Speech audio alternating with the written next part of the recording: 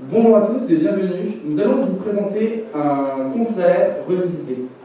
Tout d'abord, un petit mot du président des EDS, les Enfants du Soleil, l'organisation avec laquelle nous collaborons. Bonjour, je suis Dominique Pernolet, président de l'Association française des Enfants du Soleil, et nous avons le plaisir d'accueillir régulièrement, depuis de nombreuses années, des élèves ingénieurs de l'école centrale de Paris Supélec qui viennent effectuer leur stage de fin de première année dans le cadre de l'association. Pendant ce stage, ils effectuent des travaux qu'ils ont financés durant toute une année et ils s'occupent des enfants pour leur apporter des activités de loisirs, de développement. Donc c'est très important pour les enfants que nous accueillons à Madagascar. C'est très très important parce que ça leur permet de s'ouvrir un petit peu sur le monde et se préparer à la mission de l'association qui consiste à leur donner les chances de devenir des adultes indépendants, des adultes capables d'assumer leur vie dans la culture malgache. Voilà, l'association, elle existe depuis 1995 à Madagascar. Elle a reçu une reconnaissance des autorités malgaches depuis 1995 dans le cadre d'un accord de siège qui est renouvelé tous les 2 ans. Et en France, c'est une association qui est reconnue d'utilité publique depuis 2013 et qui, bien entendu, bénéficie de tous les avantages d'une association de 1901. Voilà.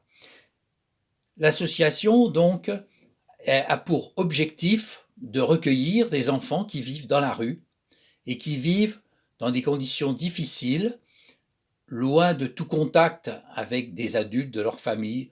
Les liens avec leur famille ont été, pour la plupart, coupés et ils vivent seuls dans la rue, des conditions de vie très difficiles. Donc l'association, à travers ses éducateurs, prend contact avec ces enfants et leur propose soit une réinsertion dans leur famille, dans le cas de problèmes économiques sévères dans cette famille, et donc l'association va proposer à la famille de récupérer leurs enfants en aidant les familles dans tout ce qui est nourriture, tout ce qui est écolage, tout ce qui est santé, etc. Voilà. Et dans le cas où les enfants ne peuvent pas être réinsérés dans leur famille, en général, c'est parce qu'ils ont subi des violences et dans le cas de ces familles, et donc il n'est pas question pour eux de retourner dans leur famille. À ce moment-là, le juge des enfants nous donne la garde provisoire de ces enfants et nous les accueillons au sein de villages, dans des foyers. Un foyer, c'est une maison qui est gérée par 2 éducateurs adultes qui ont pris en charge entre 12 et 15 enfants. Dans ces foyers, les enfants vont recevoir une éducation, vont recevoir de beaucoup d'amour, vont recevoir l'éducation auprès par le biais de l'école, et puis plus tard, ils vont recevoir une formation professionnelle, en tout cas une préparation à leur vie indépendante, à leur vie autonome d'adultes malgaches.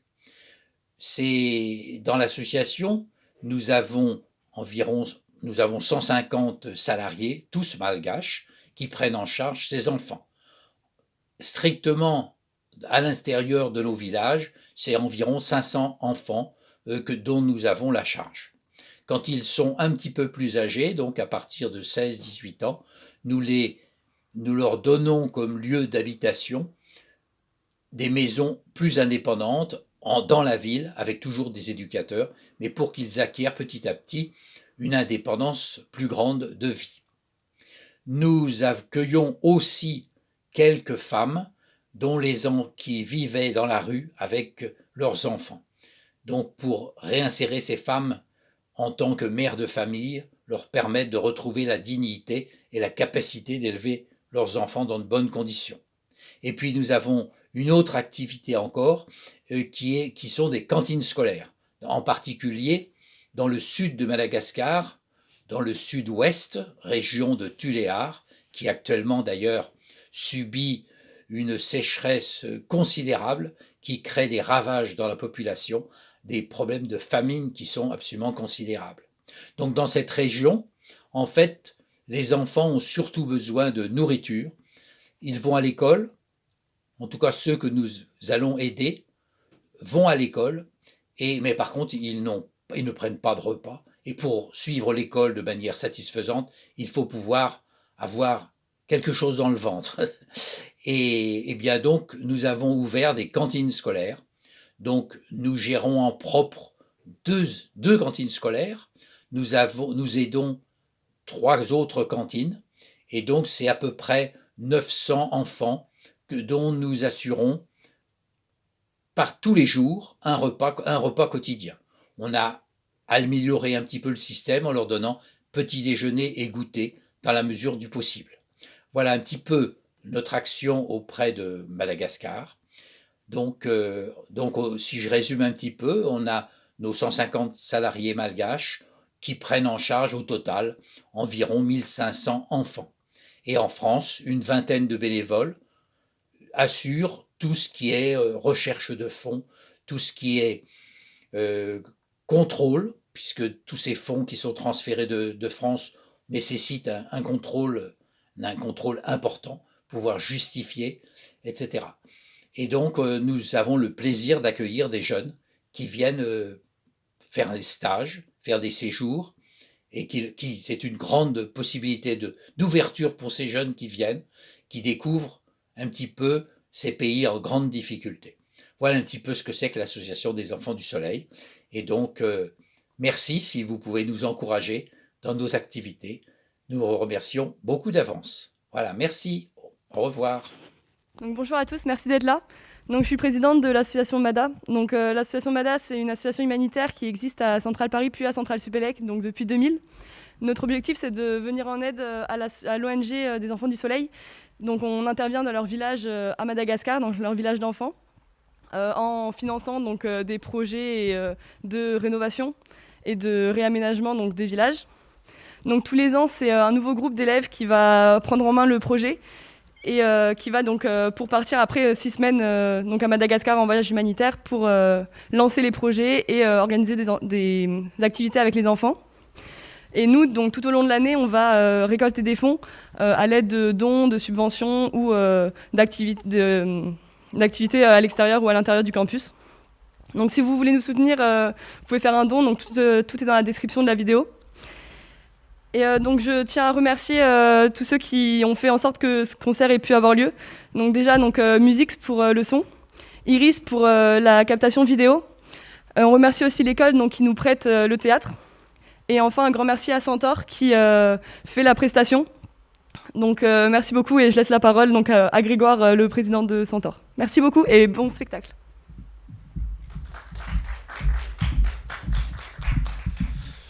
Bonjour, donc nous on est Centaure, on est l'orchestre de Centrale Supélec. Alors merci déjà à Mada de nous permettre de jouer là. Et puis vous n'entendrez pas l'orchestre tout de suite pour cette occasion, mais parce que pour des raisons sanitaires évidentes, on n'avait pas accès aux salles pour répéter à plus de 20. Mais on s'est adapté, puis on a fait des petits groupes de musique de chambre, donc des petits ensembles instrumentaux. Et donc c'est ça que vous allez entendre maintenant, à partir de maintenant, voilà. Allez, bon concert.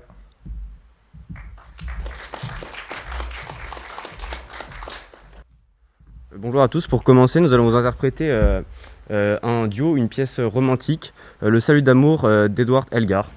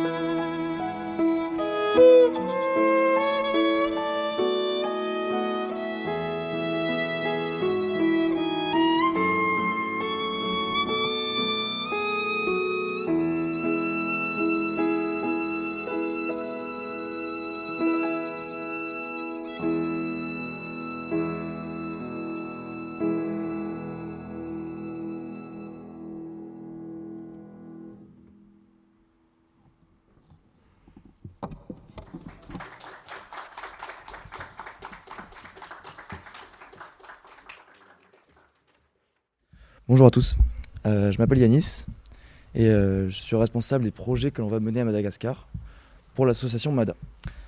Donc l'asso MADA est composé de 16 personnes et le concept c'est qu'on part par groupe de 4 dans 4 différents villages. Donc moi je représente aujourd'hui le village de Fianarantsoa qui est plutôt une ville on va dire, il y a quand même 200 000 habitants, qui est située au centre-est de Madagascar. Donc je pars avec Aude, Lucie et Yacine pour une durée de 6 semaines pour établir des projets dans cette ville. Donc on va s'occuper de 2 foyers qui composés chacun de 75 enfants. Et on va principalement faire des projets éducatifs dans ce village. Donc réhabilitation de salles de classe, confection de tables, de bancs, armoires, étagères, toute infrastructure pour permettre aux enfants de mieux apprendre et de mieux se développer dans le centre. On doit aussi rénover le toit d'un des foyers et d'un bureau administratif. Faut savoir que tout est délabré là-bas. Moi, je suis en relation avec les gens là-bas qui m'envoient des photos et c'est vraiment du matériel qui est en ruine, j'ai envie de dire, qui est de mauvaise qualité. Et donc, on va essayer de tout faire pour que ces enfants puissent apprendre dans de meilleures conditions et puissent aspirer à avoir un futur. Voilà, merci de m'avoir écouté. Donc on va vous jouer le menuet et la badinerie de Jean-Sébastien Bach, initialement pour un quatuor à cordes avec flûte et clavecin, mais avec un effectif un peu particulier, avec 2 altos, un violon, une flûte et un piano.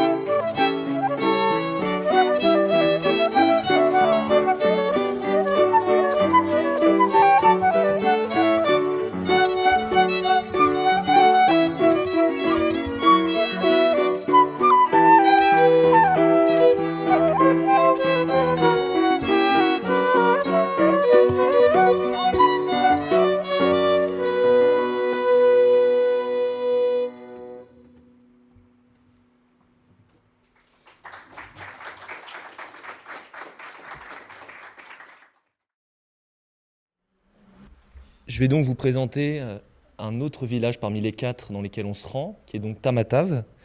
On va y aller avec un groupe de 4, comme dans tous les autres villages, avec Lilian, Laure et Élise, et moi-même, Thomas. Alors d'abord, un petit peu d'histoire et de culture sur Tamatave. Le nom original, c'est Touémassine, qui veut dire c'est salé.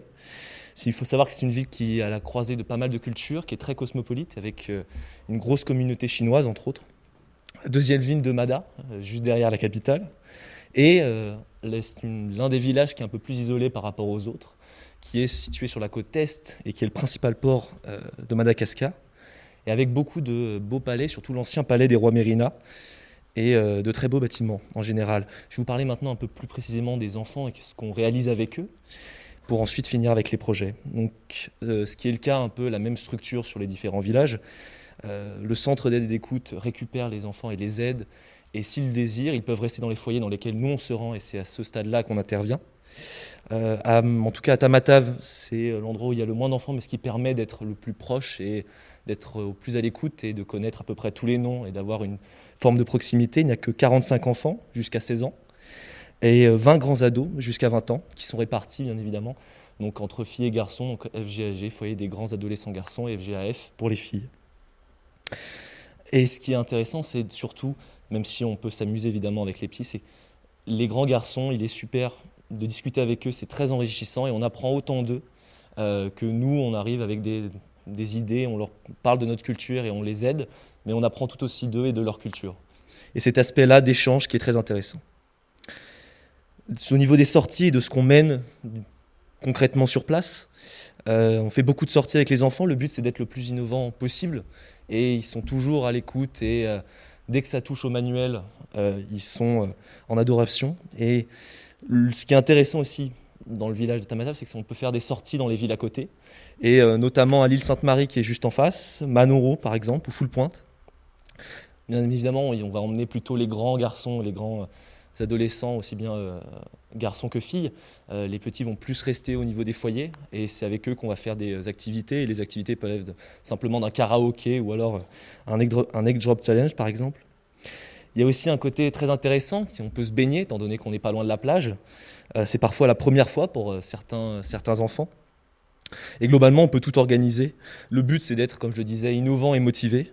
Et ils ne sont jamais à bout de jeu. Et comme je disais, tant que ça touche au manuel, ça leur fait plaisir, et ça leur fait plaisir de passer du temps avec eux. Et nous, ça nous fait plaisir de leur donner un peu de sourire. Au niveau des projets, il y a 3 principaux projets. Le renouvellement de la peinture du foyer des grands adolescents filles et de certaines clôtures. Le principal projet qu'on trouve en tout cas qui va toucher directement les foyers, qui va les aider et améliorer leur vie, c'est le renouvellement et l'électrification du village, notamment au niveau des 4 foyers et d'un bâtiment d'une administration. Donc en gros, ça consiste en l'installation de points lumineux et prise de courant, etc. Donc ça les aide profondément et ça permet de rénover leur lieu de vie et d'améliorer leurs conditions de vie. Un dernier projet, c'est le rehaussement de clôture. Et le but de ces 3 projets, c'est d'améliorer et de rénover, et en travaillant évidemment avec les ouvriers qui sont sur place, et d'améliorer leurs conditions de vie qui sont malheureusement très compliquées, d'autant plus avec la condition actuelle. Et on va tout faire, en tout cas pour les 4 qui vont à Tamatave et d'autant plus pour les autres villages, pour les aider et leur apporter toute l'aide dont ils ont besoin. Voilà, merci de m'avoir écouté.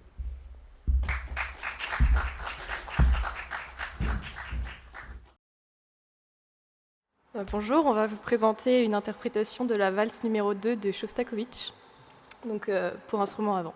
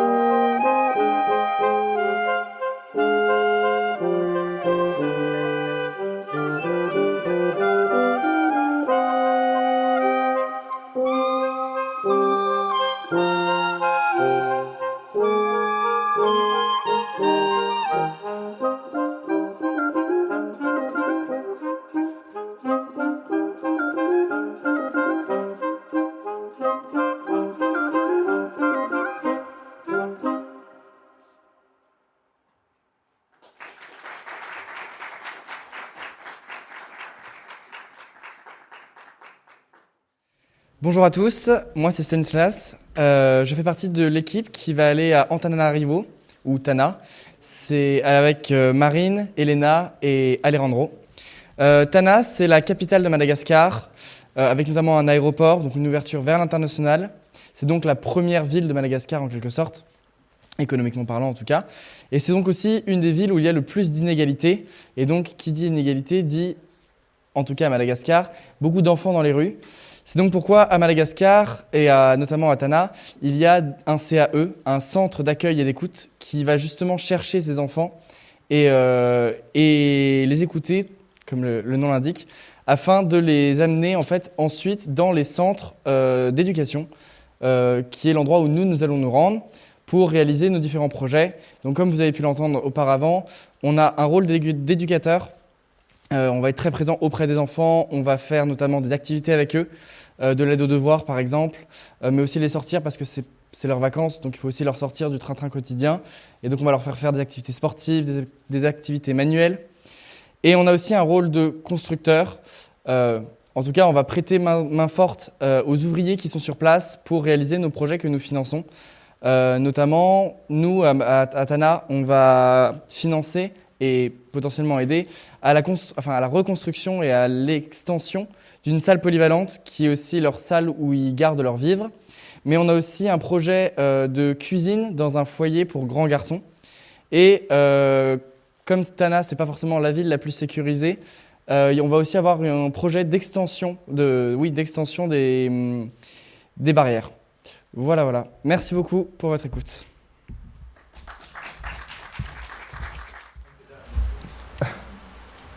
Du coup, on va jouer l'élégie à déploration de la sonate de Poulenc pour hautbois et piano. Et puis, on va aussi jouer le Liebesleid de Chrysler.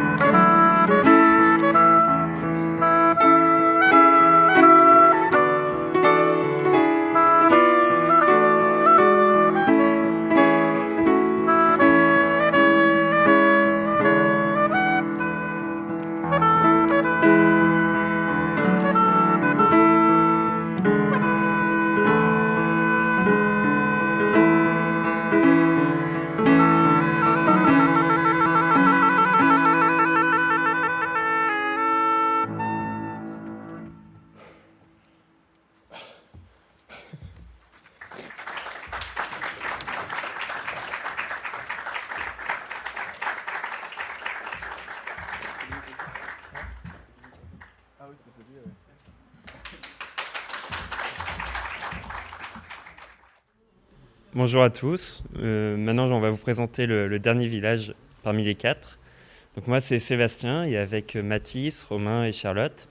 Donc nous comptons partir à Antsirabe. Et Antsirabe, c'est la 3e ville de Madagascar. Elle est située au centre de l'île. C'est le cœur touristique de la ville. C'est aussi une ville thermale et c'est aussi la ville qui compte le plus de pousse-pousse par nombre d'habitants. Donc c'est une petite anecdote.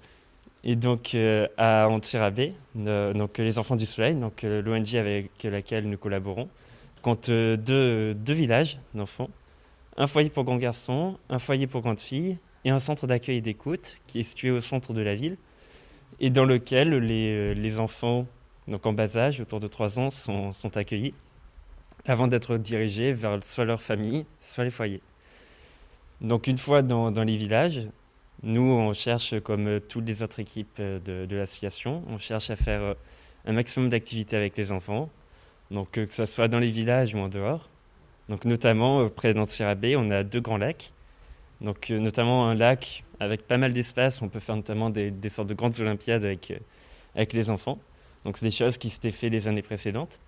Et donc nous, ce qu'on essaiera de faire, on essaiera de se donner du mal pour trouver les meilleures activités possibles à faire avec les enfants. Et aussi, donc, on cherchera à faire de belles activités au sein des villages, et donc à donner le meilleur de nous-mêmes. Et aussi, donc, en plus des activités qu'on fait avec les enfants, on va réaliser plusieurs projets. Donc, le projet principal dans un des villages d'Antsirabe, c'est la réhabilitation des sanitaires et la construction de cabines de douche. Donc c'est construction de 3 cabines de douche exactement. Donc ça demande pas mal de moyens vu que c'est du grand œuvre. Et donc justement toute l'année nous donnons du mal pour lever l'argent et une fois là-bas nous espérons participer à l'élaboration de ce projet. Et en plus de ça donc ils ont aussi besoin de mobilier scolaire et aussi on essaye d'élaborer un projet qui va toucher une salle informatique et une infirmerie. Donc voilà, donc vous savez tout maintenant sur le CRAB, sur les villages, sur les projets. Et nous espérons de vous avoir convaincu à nous soutenir. Merci beaucoup.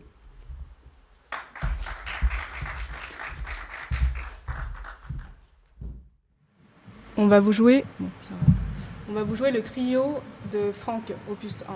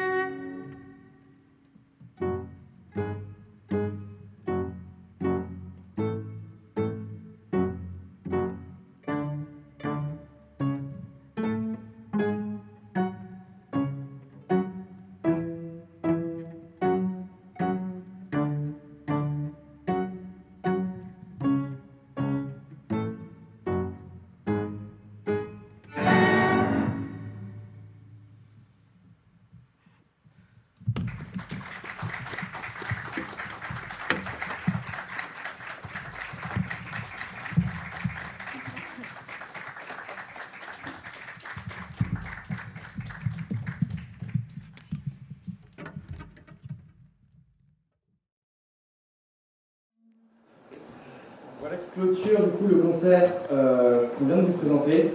Encore une fois, un immense merci à Centaure, à Musix, à Iris et encore une fois à l'école pour nous avoir prêté les locaux. N'oubliez pas d'aimer la vidéo et puis vous pouvez, si vous voulez, suivre un petit peu les aventures, on va dire, de Mada.